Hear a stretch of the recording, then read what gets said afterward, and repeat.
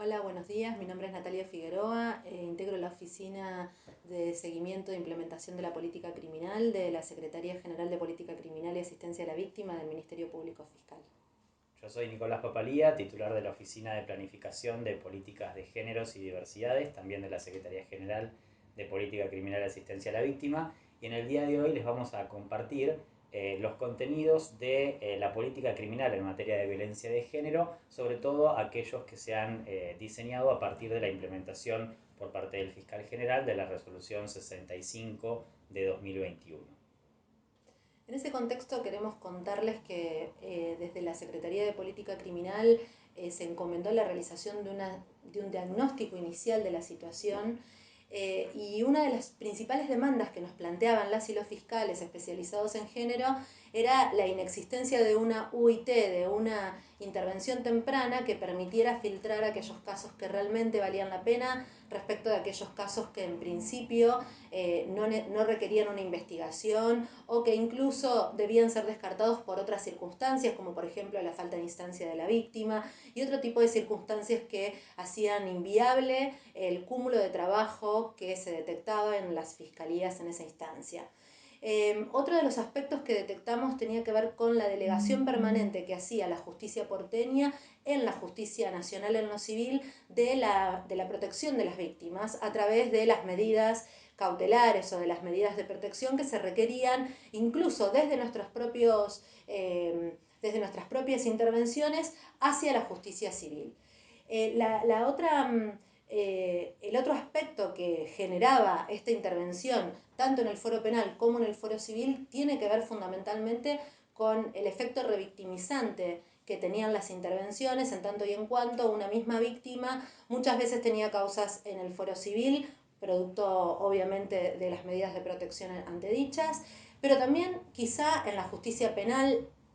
nacional de instrucción e incluso en nuestro fuero. Esto hacía que polulara en los distintos espacios tratando de conseguir, digamos, que en alguno de ellos le dieran respuesta a sus problemas. La verdad es que nosotros también efectuamos algunos informes, algunos diagnósticos vinculados a la cantidad de descarte de casos que se hacían y producto justamente de esta falta de intervención temprana había un nivel de descarte de casos muy intenso en los primeros momentos de la investigación y con muy poca actividad investigativa. La necesidad de descomprimir la cantidad de ingresos obligaba a que las y los fiscales debieran hacer justamente ese descarte tratando de seleccionar de la manera más rápida posible aquellos casos que se iban a quedar para investigar. Por supuesto que esto daba cuenta también de una falta de una política criminal integral que atendiera al conflicto de una manera integral y que pudiera analizar en qué circunstancias la Fiscalía pretendía arribar a una solución del conflicto distinta a la del archivo, porque justamente esta cantidad de trabajo hacía bastante imposible para las y los fiscales poder decidir cuáles eran los casos relevantes. La última de las cuestiones que detectamos tenía que ver con justamente una falta de seguimiento de la política criminal instrumentada por el Ministerio Público, porque justamente no había un diseño que lo permitiera y tampoco había ningún mecanismo previsto en el cual desde la Fiscalía General se pudiera efectuar el seguimiento de lo que estaba ocurriendo en materia de género en la ciudad de Buenos Aires. De modo que el primer objetivo de la Fiscalía General fue el de establecer un mecanismo de protección para las víctimas en la justicia porteña, dado que la legislación vigente nos permitía perfectamente garantizar la integridad física de las víctimas sin necesidad de acudir al fuero nacional, sin necesidad de generar este mecanismo revictimizante del que hablábamos. Entonces se tomó una decisión el año anterior en la cual se priorizó, antes del diseño de la política criminal, fortalecer lo que tenía que ver con las medidas de protección vinculadas a las víctimas y para eso el primer eje de trabajo fue vinculado a la protección. El segundo eje, por supuesto, tenía que ver con establecer una política criminal que abarcara todo el fenómeno de la violencia y que pudiera darle herramientas a las y los fiscales para tomar decisiones estratégicas respecto de en qué casos avanzar y en qué casos no. Y en virtud de ello, la primera decisión que se adoptó fue a partir de la resolución que ustedes conocen, que es la 63 del año 2020, que establece la obligación de las y los fiscales de efectuar el pedido de medidas de protección en el ámbito de la justicia de la Cava. Para ello debimos generar esta política de intervención temprana, inicial, que se estableció a través de los equipos especializados en violencia de género, conocidos como EEBG. Los EEBG se instrumentaron en cada una de las unidades fiscales. Hoy tienen un procesamiento aproximado del 36% de los casos con características de violencia de género identificadas, y ellos efectúan esa separación, digamos, de los casos que requieren medidas de protección, e incluso esto les permite proceder al archivo en aquellos casos en los cuales, pese a adoptar la medida de protección, luego no es necesaria iniciar una investigación. Por supuesto que esto también obligó a reforzar lo que tenía que ver con la política de protección a las víctimas en lo que refiere al seguimiento que efectúa la Oficina de Asistencia a la Víctima y al Testigo, la OFAVIT, y por ello también hubo medidas vinculadas a reforzar el rol de la gente que efectúa el seguimiento permanente de las personas a través del contacto permanente con ellas, y como los EBG tienen esta primera intervención inicial para el análisis completo del fenómeno de la violencia, ellos adoptan de manera inmediata las primeras medidas que son necesarias para preservar la investigación, si es que el caso corresponde que pueda avanzar. Como les señalé anteriormente, el primero de los objetivos tenía que ver con proteger a las víctimas. A través de la resolución 63, a la que les hice mención, se adopta esta decisión de que las medidas de protección siempre se efectúen en la justicia local. Esto tiene un impacto muy importante en la intervención que ustedes hacen desde el llamado telefónico que les puedan formular al momento de realizar una consulta en el 0800, en el momento en el cual atienden una flagrancia, o incluso cuando atienden una consulta en el marco de una situación de emergencia o en una consulta telefónica por una denuncia iniciada en comisaría. En cualquiera de esos supuestos, la decisión jamás debe ser la de conducir a la víctima a la Oficina de Violencia Doméstica. La decisión que tomó el fiscal general a través de esta resolución de la que les estoy hablando es que cada uno de los agentes que integramos el Poder Judicial de la local debemos ser gestores de la protección de la víctima a través de los pedidos de medidas ante los juzgados locales. Y esto tiene un impacto también que me parece relevante señalar. En la justicia local hemos tenido una recepción del 97% de las medidas de protección. Esto significa que los casos realmente, siempre había como un sentimiento bastante encontrado por parte de las y los operadores del sistema, porque entendíamos que quizá eso iba a debilitar a la víctima, porque el pedido de medidas quizá no iba a ser tan eficaz como lo es en la justicia nacional en lo civil. Y esto en realidad no se corroboró en los hechos. Como les cuento, el 97% de las medidas de protección son adoptadas en el fuero local de manera favorable. Incluso ya hay ejemplos de medidas de protección o de medidas vinculadas más a la protección de niños y niñas, como puede ser cuota alimentaria o como puede ser régimen de comunicación, adelantándonos, digamos, a los típicos problemas que ocurren justamente producto del contacto del agresor con la persona víctima, y esto es muy relevante para que ustedes lo tengan en mente cada vez que contestan una consulta. No tengan temor en dejar el caso en el foro local, porque en principio hemos tenido muy buenos resultados en ese sentido. Y el otro aspecto que impacta en esto tiene que ver con que ustedes saben que el impacto de las medidas de protección en el ámbito penal siempre tienen un mejor resultado que en el ámbito civil. Y esto hace que las y los integrantes de los equipos especializados se ocupen de notificar de manera siempre personalizada a la persona acusada respecto de la medida dispuesta, y esto en principio garantiza de una mejor manera la protección a las personas damnificadas. Como señalaba Natalia, las políticas y las decisiones que se fueron tomando durante 2020 y comienzos de 2021 en relación a la conformación de los EBG, la resolución 63 de 2020 y la incorporación de los auxiliares fiscales estuvieron destinadas a reforzar este primer eje de política criminal, que es el de protección a las personas víctimas. En relación con el segundo eje, que tiene que ver con la optimización de los recursos para proveer mejores investigaciones en esta materia, es que se inserta la resolución 65 de 2021, a la que le hacía también referencia con anterioridad, que debe interpretarse en esta sintonía y a su vez viene a completar de manera integral la interpretación o la concepción en relación con la problemática de la violencia de género que plantea el fiscal general. En este sentido, hay que señalar que la resolución 65 de 2003 está construida sobre tres pilares. El primero de ellos es entender que la problemática de la violencia de género debe ser abordada desde un enfoque integral. ¿Qué implica esto? Que todos los casos de violencia de género no deben entenderse como manifestaciones aisladas, es decir, conflictos individuales de violencia, sino que se insertan en una cultura, ¿sí?, que en cierta forma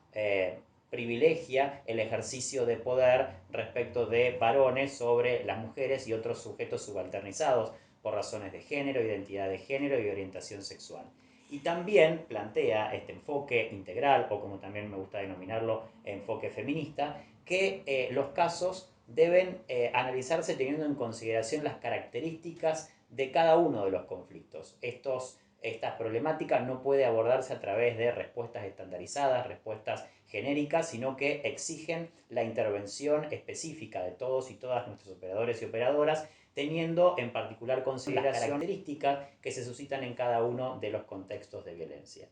El segundo eje es la incorporación de una perspectiva interdisciplinaria, porque precisamente, y derivado de lo que les comentaba con anterioridad, es necesario que esos conflictos, que cada uno de esos espacios específicos en donde tiene lugar la violencia, sea mirado desde la incorporación de diversas disciplinas, ya sea desde el derecho, la psicología, el trabajo social, y en consecuencia se pueda brindar también una respuesta integral que atienda a las necesidades específicas de cada uno de los contextos. Y el tercer eje es la política basada en evidencias, que es una característica de la gestión en general de la política criminal del Ministerio Público Fiscal de la Ciudad, que también se ve reflejada en el abordaje de la problemática de la violencia de género, porque como bien les señaló Natalia con anterioridad, las decisiones de política criminal tienen que estar fundadas sobre datos empíricos, sobre evaluaciones que tengan en consideración la práctica para poder, en definitiva, plantear mejores decisiones para transformar básicamente el modo en que trabajamos en relación con esta problemática. En este sentido, ustedes podrán observar en la resolución 65 que se delinean algunos objetivos específicos. Uno de ellos, como les decía, es que cada uno de los casos se analice de acuerdo a las características particulares. Reitero, no consideramos que en este sentido las respuestas estandarizadas o generalizadas, lo que se conoce en la teoría como el enfoque actuarial en relación con esta problemática, sea la mejor respuesta que puede brindarse, sobre todo desde una perspectiva del derecho penal. En segundo lugar, esta política, como les comenté anteriormente, lo que busca es establecer criterios, herramientas, es decir, dotar a todos nuestros equipos fiscales de aquellas herramientas e insumos necesarios, criterios también, por supuesto, para poder mejorar, optimizar el proceso de investigación y brindar en cada uno de los casos la respuesta que mejor atienda a las necesidades de las personas víctimas. Y por supuesto, también, y de manera transversal a todo el trabajo en esta materia, es incorporar pautas de trabajo con perspectiva de género y de derechos humanos. En este sentido, para, digamos, esquematizar un poco el contenido de la resolución 65, que como habrán podido observar es bastante extensa, incluso si se suman los documentos adjuntos, vamos a presentar precisamente aquello que expresa esta normativa en el resumen de 10 acciones. En este sentido, una primera acción tiene que ver con la ampliación del concepto de violencia de género y en consecuencia también de la competencia de nuestras fiscalías especializadas en materia de género, que como ustedes sabrán hasta el momento se limitaban a la intervención de aquellas situaciones de violencia de género en la que, digamos, se podía reconocer como persona víctima a mujeres, ¿sí? Ya sea cis, personas cis o personas trans, mujeres trans, de acuerdo a la normativa vigente en nuestro país, la Ley de Identidad de Género. Con esta resolución incorporamos también como personas víctimas y en consecuencia contextos susceptibles de ser caracterizados como violencia de género, la que se ejerce no solo contra las mujeres, sino también contra las personas del colectivo LGTBIQ+. ¿Qué significa esta sigla? Esta sigla incluye a las personas lesbianas, gays, transexuales, travestis, transgénero, intersexuales, las personas queer, que como lo menciona la teoría, son aquellas que no necesariamente se identifican con un género u otro. Hoy, según nuestra normativa vigente, podríamos también identificarlas como personas no binarias. Y en este caso el signo más nos da la pauta de que se trata de una categoría abierta, ¿sí? Que puede presentarnos en los tiempos venideros una mayor clasificación, digamos, o apertura en ese sentido, con lo cual hay que tener un poco, digamos, reitero, de apertura para poder incorporar a otros sujetos dentro de esta categoría. Pero básicamente este concepto lo que plantea es que la violencia de género no debe entenderse como un proceso unidireccional de violencia, es decir, de la violencia que ejercen varones contra mujeres, sino más bien entenderse como una manifestación que se relaciona estrechamente con el modo en que están construidos los modelos sociales de masculinidad y feminidad en una sociedad, como les decía anteriormente, en la que lo masculino es socialmente más valorado, que habilita el ejercicio de violencia respecto de varones contra otros sujetos subalternizados, como las mujeres y las personas LGTBIQ+, y en consecuencia puede presentarse de todas estas formas. Para poder, digamos, facilitar un poco la comprensión y la implementación práctica de este criterio, hemos planteado en la Guía General de Actuación, que es uno de los documentos que se adjunta a esta resolución, una serie de supuestos específicos de casos probables que les permiten a ustedes tomar una idea, ¿sí?, de cómo puede implementarse esta clasificación en el análisis de cada uno de los casos que lleguen a sus escritorios. En este sentido, en la guía ustedes van a encontrar una enumeración de casos. Uno de ellos es el caso número 1, ¿no? Si un varón amenaza de muerte a su pareja o expareja mujer, mediando convivencia o no, lo que planteamos es que el caso efectivamente se interprete como un supuesto de violencia de género, ¿sí? Primero porque hay un varón que ejerce la violencia sobre una mujer, pero además de esa característica que no solo, digamos, que de por sí no nos brinda demasiada información, existe en este supuesto otra información que es la preexistencia de un vínculo, ¿sí?, entre ellos y en consecuencia la posibilidad de presumir que entre este varón y la mujer existe también una relación desigual o una simetría de poder, tal como lo señala la ley 26.485. Otro supuesto, en el caso número 2, es el de un varón que agrede a una mujer trans en la vía pública precisamente por la identidad de género de esta persona. En este sentido, no se advierte una relación preexistente entre el agresor y la víctima, pero sí que esa agresión está fundada en la identidad de género de la víctima y en consecuencia, de conformidad con esta nueva clasificación de la resolución, debe ser caracterizado como un supuesto de violencia de género. El tercer caso está planteado como aquel en el que un padre golpea a su hija, ¿sí? En este sentido, también se recomienda su clasificación como un supuesto de violencia de género porque existe entre ambos una relación preexistente, una relación de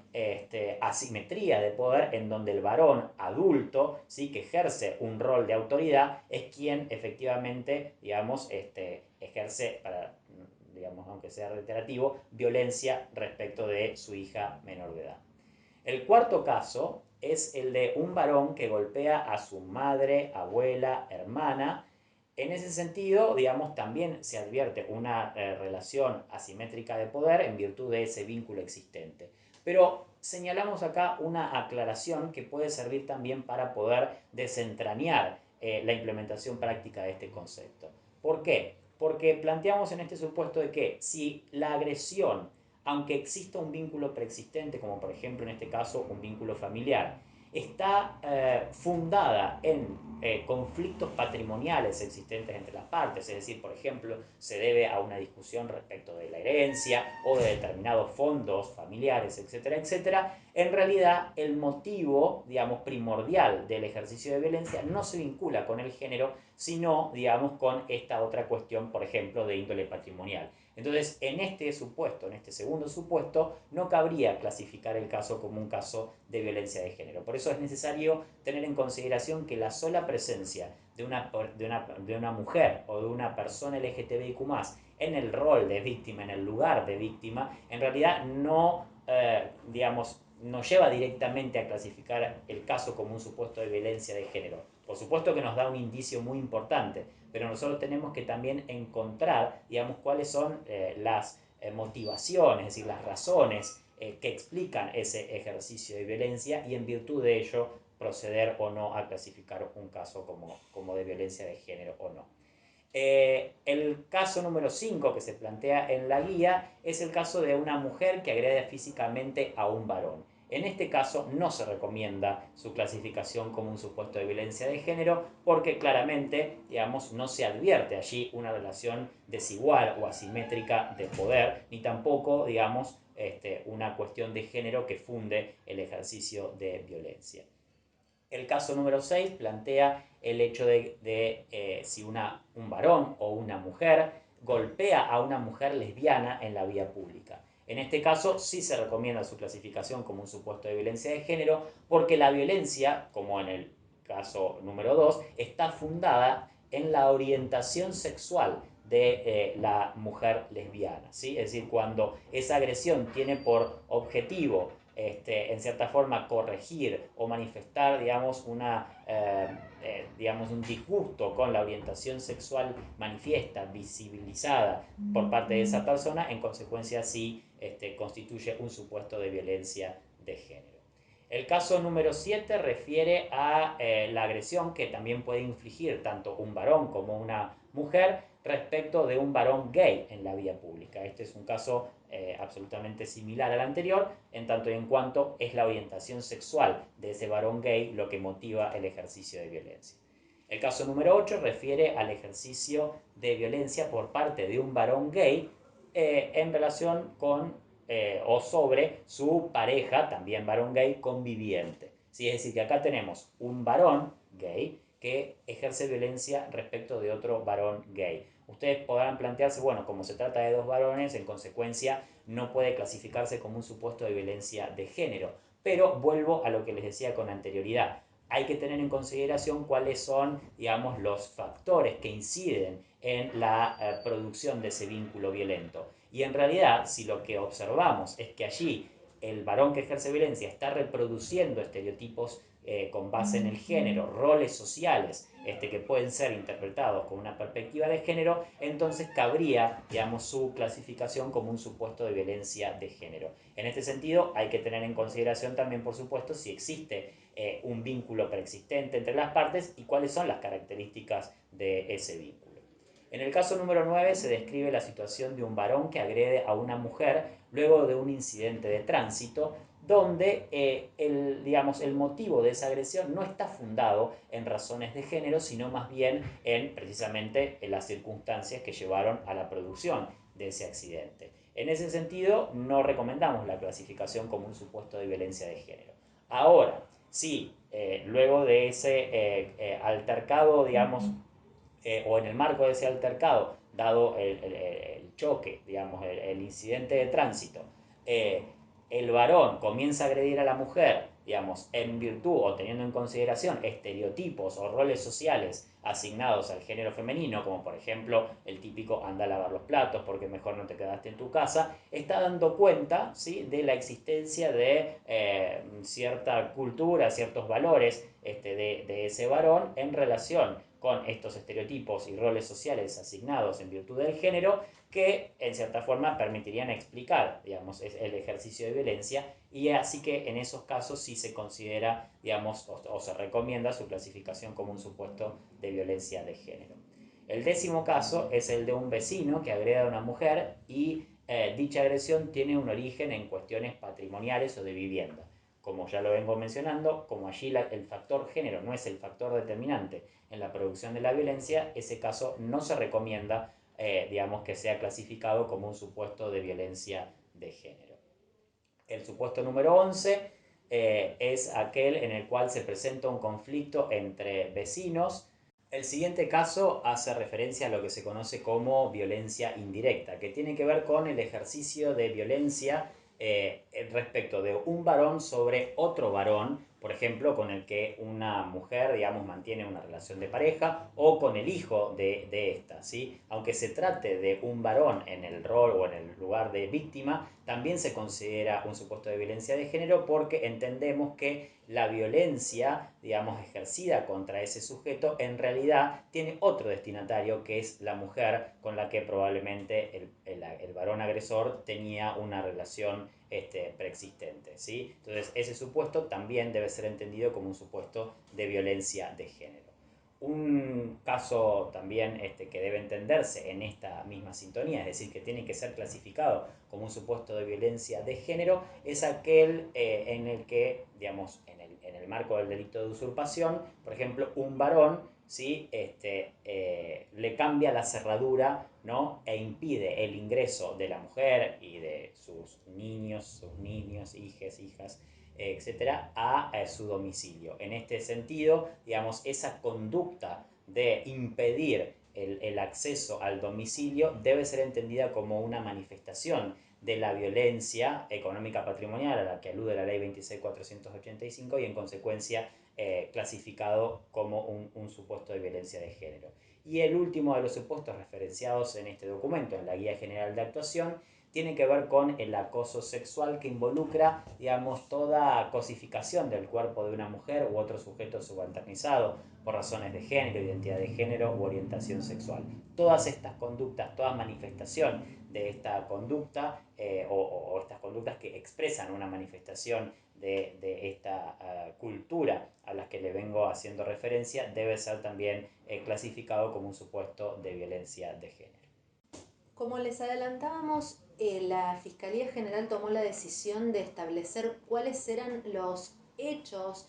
los casos en los cuales los y las fiscales deben intensificar su labor para establecer o tratar de avanzar en la investigación y llegar a juicio. Históricamente, el mensaje que se otorgaba en relación con la investigación de los casos de género era que no se podían clasificar de ningún modo, que estos casos había que llevarlos a juicio necesariamente, y esto terminaba tergiversando de una manera muy negativa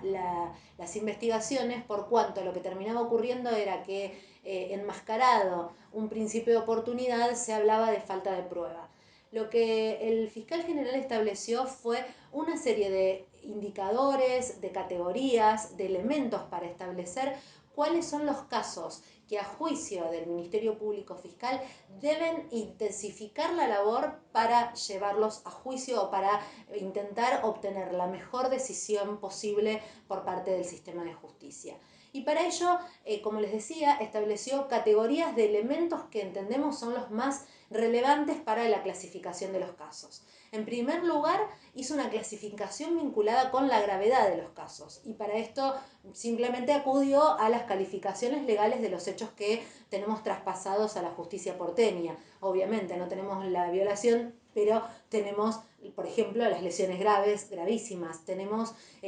las portaciones de armas. Ese tipo de hechos deben ser clasificados por su caracterización, por su calificación legal, como hechos relevantes desde el punto de vista o que requieren de una especial atención por parte de las y los operadores. El segundo elemento que estableció la Fiscalía General como elemento determinante es el contexto de violencia.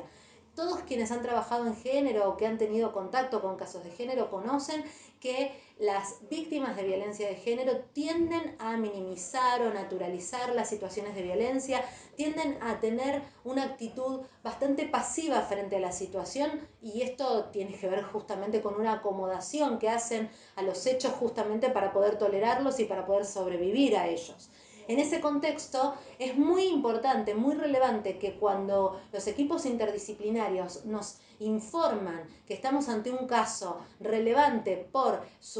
la minimización que hace la víctima, por la naturalización que realiza respecto de la situación de violencia, lo atendamos de una manera especial, porque quizá cuando se acerca a la comisaría, cuando se acerca a la fiscalía, cuando viene y nos habla, dice, no, este caso no era de la entidad que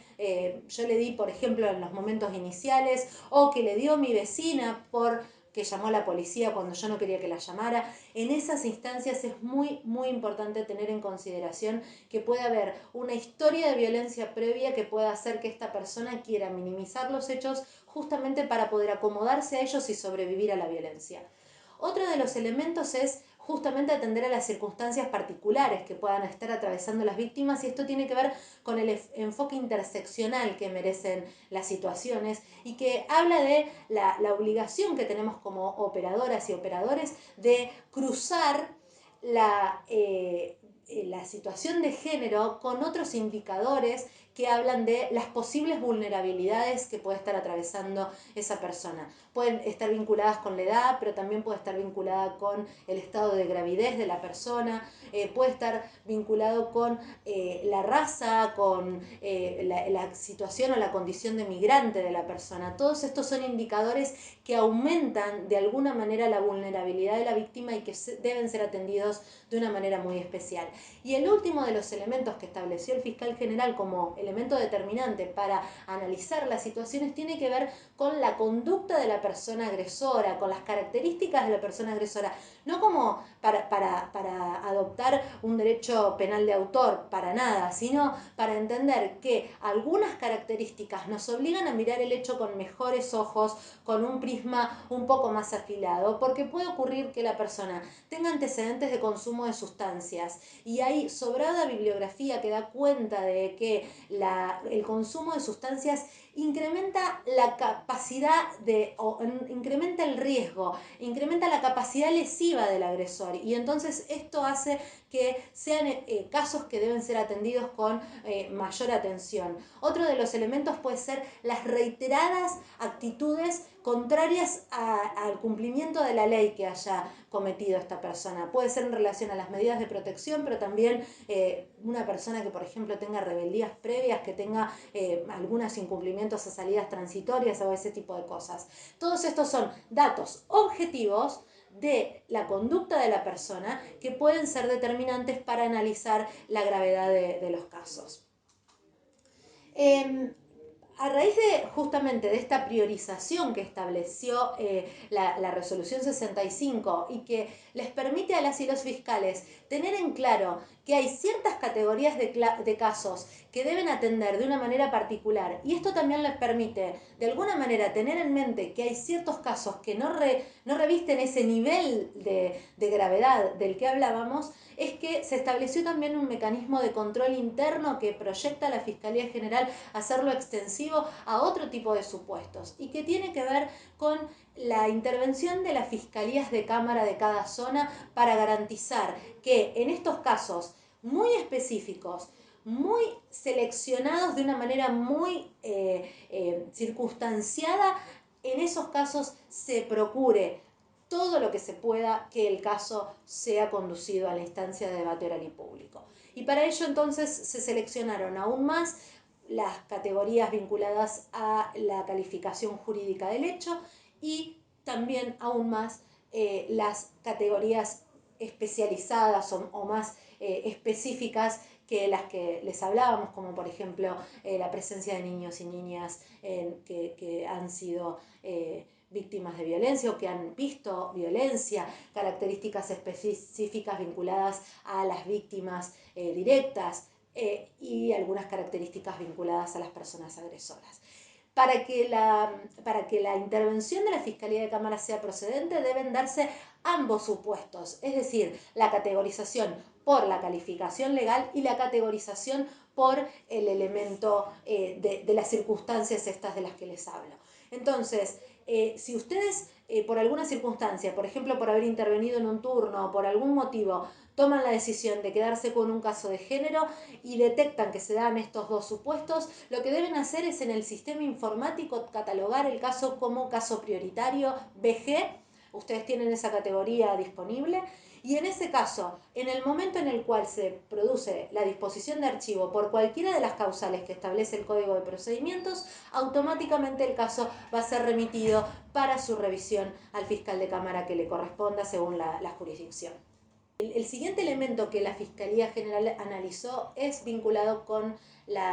el testimonio de las personas victimizadas. Había una práctica generalizada, bastante generalizada por parte de las y los operadores, que tenía que ver con la consulta a la víctima respecto de su voluntad frente a la denuncia del hecho. Y la realidad es que, producto justamente de esta situación de vulnerabilidad crónica en la que quedan inmersas las víctimas producto de una situación de violencia prolongada en el tiempo, lo que termina ocurriendo es que en determinados momentos, en los momentos en los cuales se siente insegura, siente que corre riesgo su vida, acude al sistema de justicia, pero inmediatamente después, cuando se da cuenta que a quien denunció es a la persona que duerme con ella, que convive con ella todos los días, obviamente es muy probable que se retrotraiga. Entonces, la pregunta respecto de si quiere, por ejemplo, en los casos de instancia privada, instar acción o no instar acción, o incluso en los de acción pública, respecto de qué voluntad tiene sobre la investigación de los hechos, esto era una preocupación muy importante porque se daba muy frecuentemente, de una manera muy evidente a lo largo de la investigación de los casos, y esto hizo que la decisión que se tomara es la de establecer ciertos parámetros bien puntuales respecto de cómo analizar el testimonio de la víctima. En primer lugar, se estableció unos parámetros vinculados a cuando la víctima dice no quiero instar y es un delito de acción de instancia privada. En esos supuestos, lo que se dice es que se deben atender una serie de indicadores que también tienen que ver con la gravedad de la situación y fundamentalmente con la presencia de armas, con la presencia de niños y niñas, con ciertos elementos que hacen pensar que en ese caso estamos ante un supuesto en el cual la persona tiene una voluntad condicionada para sostener o no su voluntad de iniciar el proceso. Y esto obviamente tiene un correlato inmediato con los casos en los cuales el fiscal o la fiscal debe investigar el caso independientemente de la voluntad de la víctima cuando hay razones de seguridad o de interés público que obligan a que el caso sea investigado, insisto, independientemente de que la víctima haya manifestado que no. Y el tercero de los elementos tiene que ver con el análisis de los casos en los cuales la persona manifiesta, por ejemplo, que no tiene interés en el caso, para que esa falta de interés sea solamente valorada en los casos en los cuales intervino el equipo interdisciplinario y es el equipo interdisciplinario quien da cuenta de esta información. ¿Por qué? Porque en realidad tenemos bien claro que en estos casos es muy relevante que el análisis no se haga solo desde una perspectiva del derecho, una perspectiva jurídica, sino que la perspectiva sea multidisciplinar para que la disciplina de la psicología, la del trabajo social, puedan analizar si esa voluntad manifestada por la víctima está condicionada, si esa voluntad ha atravesado algún tipo de condicionamiento que haga inviable que ella pueda sostener la denuncia inicialmente promovida. Bien, la quinta pauta de trabajo o acción que plantea la resolución 65 es la incorporación del protocolo para la investigación y el litigio de los casos de femicidio y otros crímenes por razones de género, identidad de género u orientación sexual. Este protocolo está construido sobre la base del protocolo de la UFEM y plantea, como bien dice el nombre, una serie de estándares, de pautas de trabajo para precisamente poder abordar estos casos. Como ustedes sabrán, la ciudad todavía no tiene competencia para el análisis de la figura del femicidio, no obstante, En primer lugar, porque creemos que esa transferencia se dará en el corto plazo, pero además de ello, consideramos necesario incorporar este documento precisamente para que, podamos plantear en el análisis de los casos de esta problemática una misma forma de encararlos, es decir, una uniformidad de criterio y que esos casos no se vean afectados por la diversidad de criterios cuando, deben ser investigados por la justicia de la ciudad y la justicia nacional. En consecuencia, ese es uno de los objetivos centrales, es decir, ir preparando a nuestros equipos especializados en el abordaje de esta problemática y a su vez garantizar un mismo enfoque en el tratamiento de los hechos. En este sentido, el protocolo establece una pluralidad de herramientas vinculadas, en primer lugar, como les decía, al abordaje de la figura del femicidio y su tentativa, y también a los crímenes de odio, ¿no? Conocidos así por su incorporación en la normativa penal, que precisamente permiten ampliar el abordaje de aquellas situaciones de violencia que se cometan contra las personas LGTBIQ+, en virtud de la orientación sexual, la identidad de género y su expresión. Esta herramienta lo que plantea en términos generales es que la hipótesis del femicidio o del crimen de odio contra las personas LGTBIQ+, debe ser planteada desde el inicio de la investigación. ¿Sí? También, como decía Natalia, en la teoría, digamos, y en el relevamiento empírico, lo que se plantea es que si esa hipótesis, esta mirada de género está ausente desde el inicio propio de las investigaciones, pueden perderse elementos muy relevantes para poder no solo arribar, digamos, a la verdad de lo acontecido, sino también para poder concluir, digamos, esa investigación o ese proceso con una sanción efectiva para aquellas personas que hayan cometido esos hechos de violencia. Por eso, digamos, esta mirada, esta perspectiva de género se plantea debe estar desde el inicio mismo de las actuaciones, desde los primeros pasos procesales que ejecutemos todas los operadores y operadores del sistema de justicia. En otro sentido, digamos, también de manera muy importante, lo que este protocolo hace es establecer el análisis de diferentes contextos femicidas, es decir, aquellos que pueden tener lugar en, ámbitos íntimos o familiares, los contextos femicidas que tienen lugar cuando se cometen, digamos, situaciones o conductas de acoso, de abuso sexual, aquellos que se dan en contextos de criminalidad organizada, los que se producen contra las personas trans y también aquellos que se cometen contra las personas LGTBIQ+. Todos estos contextos plantean, por lo general, distintas características que deben ser tenidas en consideración en cada uno de ellos para poder desarrollar investigaciones eficientes que, como les decía anteriormente, permitan, digamos, alcanzar la sanción de aquellas personas que efectivamente han cometido esos hechos. Y además, este protocolo también plantea la necesidad de identificar, digamos, las características que se dan en aquellos contextos en los que podría plantearse, digamos, la figura de la tentativa de femicidio o de crimen de odio. Que esta es una circunstancia que sí, digamos, puede tener un mayor impacto en nuestro fuero, porque precisamente en estas situaciones puede confundirse, si no se incorpora perspectiva de género, la comisión de una conducta susceptible de ser calificada como tentativa de femicidio o de crimen de odio con la producción de una lesión grave o gravísima. Y en este sentido, el protocolo establece una directiva clara que es la necesidad de distinguir estos delitos teniendo en consideración si quien cometió, digamos, la agresión, o si, es decir, si al momento de cometer esa conducta se puso en riesgo la vida de la persona víctima, ¿sí? Entonces, ese elemento es uno de los elementos centrales que hay que analizar, como les decía, desde el inicio de la investigación para poder clasificar en consecuencia la conducta como una tentativa de femicidio o de crimen de odio. La sexta acción incorporada por la resolución 65 se relaciona con el abordaje del delito de incumplimiento de los deberes de asistencia familiar, también desde una perspectiva de género, que implica su análisis como una manifestación de la violencia de género en su aspecto, digamos, o en su modalidad económico-patrimonial. Esta es una decisión política que da continuidad también a una política del Ministerio Público Fiscal, digamos, debido a que ya se había, digamos, clasificado ese delito como efectivamente una manifestación de la violencia de género en su aspecto económico-patrimonial, pero la resolución viene a cambiar el modo de trabajo, digamos, de ese tipo de conflictos, porque lo que, en relación a lo que yo les decía con anterioridad, plantea la resolución es que no pueden darse frente a este delito y frente a todos los supuestos de violencia de género respuestas estandarizadas, respuestas generalizadas. Lo que se plantea es que este delito, entendido como una manifestación, reitero, de la violencia patrimonial, económica, debe ser analizado teniendo en consideración las características particulares de cada uno de los contextos y no, digamos, a través de una intervención estandarizada como la que se tenía hasta entonces.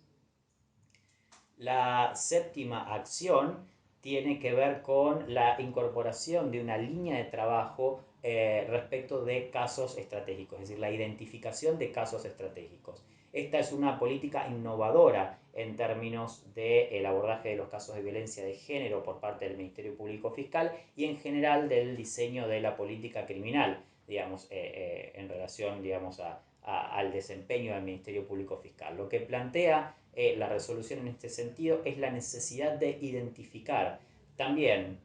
desde una etapa temprana aquellos casos que permitan introducir una perspectiva feminista del derecho, es decir, aquellos casos que sean paradigmáticos y nos permitan transformar la práctica jurídica en relación a un enfoque, ¿sí?, del derecho, de la implementación de ese derecho a través de las decisiones judiciales que precisamente no tengan en consideración las necesidades específicas de quienes resultan víctimas de violencia de género, es decir, las mujeres y las personas del colectivo LGTBIQ+.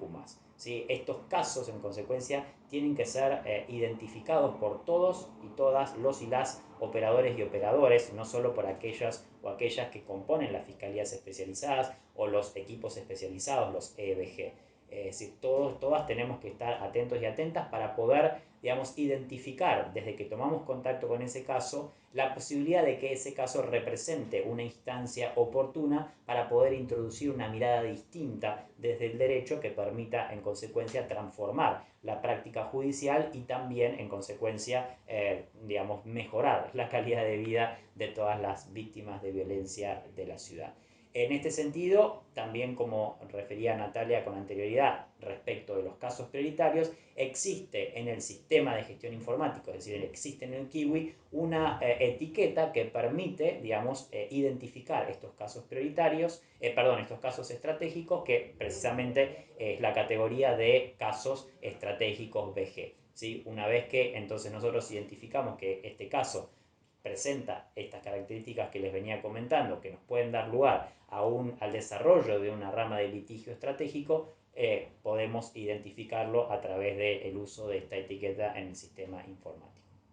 Bien, en la presentación de esta política integral que les estamos haciendo, les presentamos como acción número 8 la decisión que tomó el fiscal general de avalar a sus fiscales en la decisión de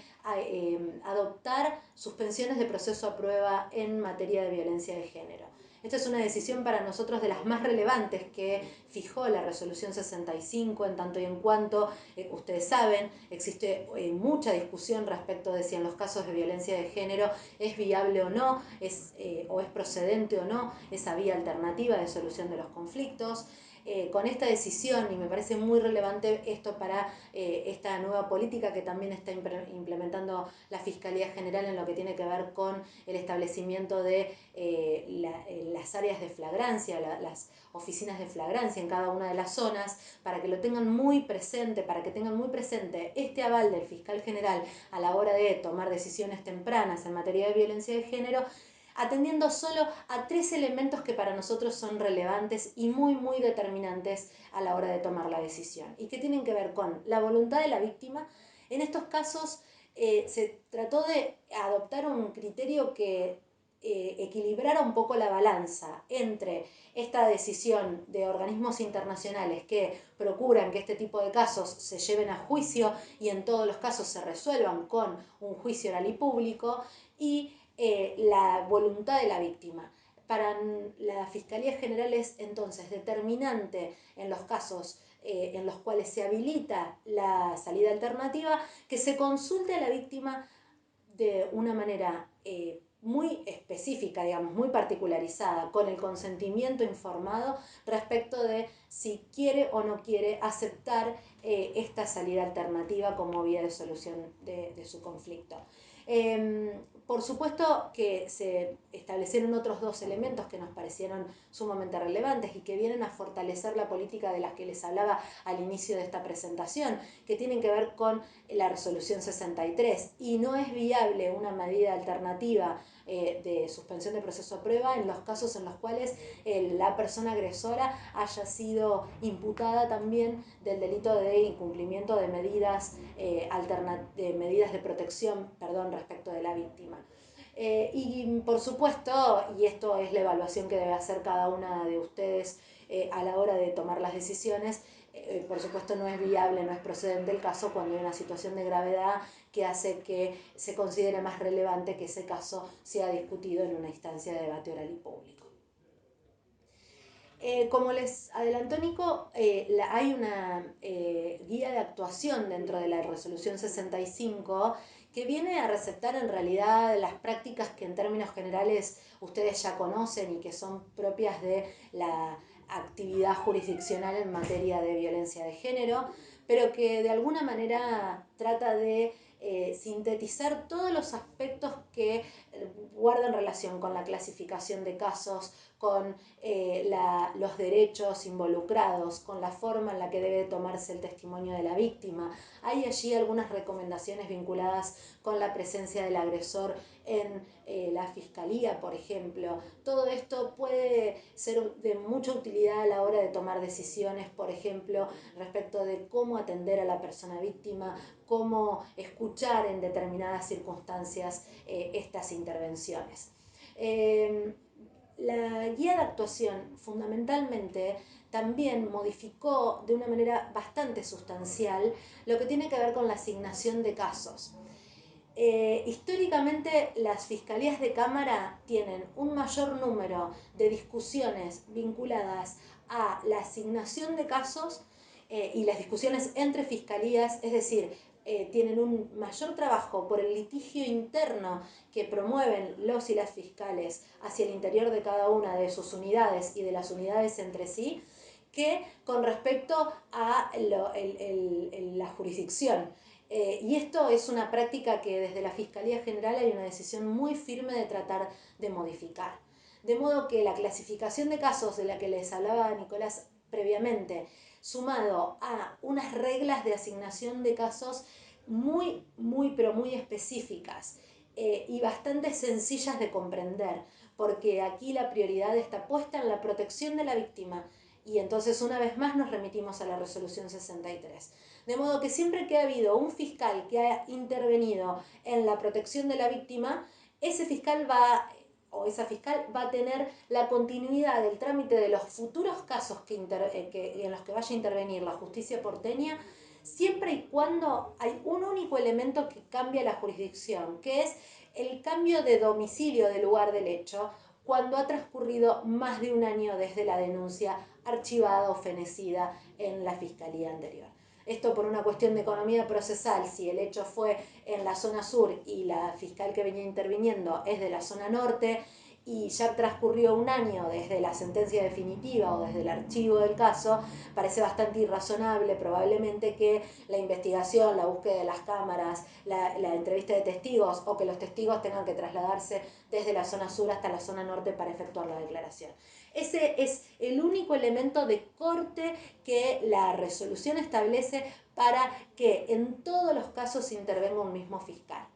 La diferencia, por supuesto, está dada por los casos archivados por los CDBG. no hay unión de casos con los CDBG. Lo que puede hacer el fiscal o la fiscal que tome intervención en un nuevo caso que había sido previamente archivado en los CDBG es pedir el desarchivo y acumular el caso anterior a ese caso que él tiene o que ella tiene. Otro de los elementos que tomamos en consideración es cuando el hecho que se denuncia es un hecho en el cual hay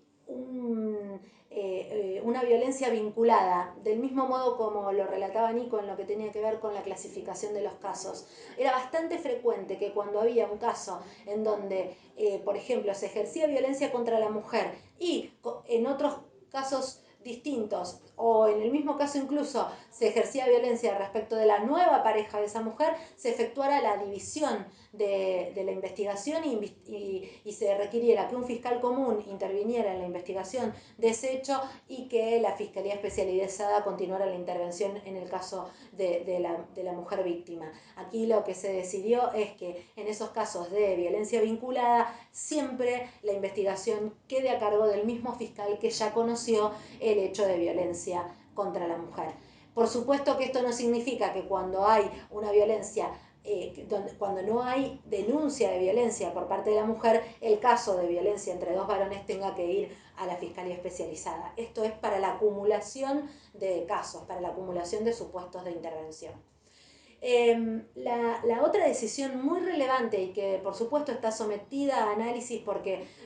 digamos, hay muchísimo cuestionamiento por parte de las fiscalías especializadas respecto de esta decisión y que puede ser obviamente motivo de modificación si esto realmente es improcedente, pero la otra decisión que se adoptó es que en los casos en los cuales hay hechos denunciados por parte de varones sobre la mujer víctima como persona imputada también sean tramitados por la Fiscalía Especializada. Aquí la fecha de corte es de 1 año de la denuncia de la mujer cuando estuvo sometida a una situación crónica de violencia. Esto, para saberlo, tienen que acudir al informe de riesgo que tenía elaborado seguramente el caso. En esos casos en donde hay una situación relevada de crónica de violencia por parte de la mujer y el varón viene a denunciarla a ella por una situación de violencia dentro del año de corte, insisto, en esos casos debe tramitar también la Fiscalía Especializada.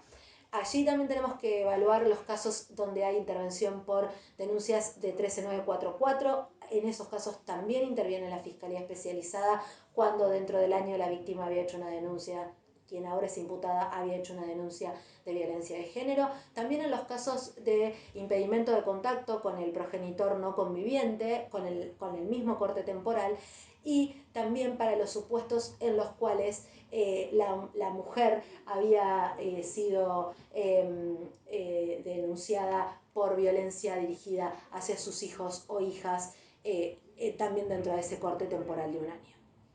Lo que queremos señalar en relación con esta última pauta señalada por Natalia es que claramente, digamos, pueden suscitarse determinadas situaciones en las que se presenten conflictos difíciles de asumir por parte de los y las operadores y operadoras. Pero creemos que esos conflictos pueden ser en cierta forma o mayormente solucionados si se aborda el caso y se mira ese caso con la debida perspectiva de género, entendiendo que la persona víctima de violencia es también susceptible de reproducir situaciones de violencia, pero esa reproducción tiene que ver, digamos, y tiene que ser entendida como un producto del ejercicio de violencia que muy probablemente de manera crónica viene padeciendo desde hace años. En consecuencia, digamos, claramente la decisión de la Fiscalía General en este sentido es no promover la sanción punitiva de las mujeres víctimas de violencia que en virtud de esa violencia también logren cometer algunas situaciones en conflicto con la ley penal. La última de las acciones previstas por esta resolución también es una solución, es una acción en cierta forma innovadora, porque lo que plantea es el desarrollo de una línea de trabajo vinculada con el seguimiento, control y evaluación de la política criminal a través de la intervención de diferentes áreas o de un trabajo coordinado de diferentes áreas que involucran a las fiscalías de primera instancia, las fiscalías de cámara y también diversas áreas de trabajo de la Fiscalía General, entre, por supuesto, las que nos incluimos tanto la oficina de Natalia como mi oficina y también toda la Secretaría General de Política Criminal y Asistencia a la Víctima. La propuesta de esta resolución es diseñar mecanismos participativos en donde todas podamos tener voz, voto, digamos, y poder diseñar elementos que nos permitan llevar a cabo un monitoreo constante y permanente de la política criminal que, como bien señaló Natalia, puede ser redefinida cuando se adviertan, digamos, elementos que efectivamente no traduzcan en un mejoramiento, en una optimización de la práctica judicial y por supuesto también introducir aquellos nuevos elementos que resulten necesarios para garantizar un mejor servicio de justicia.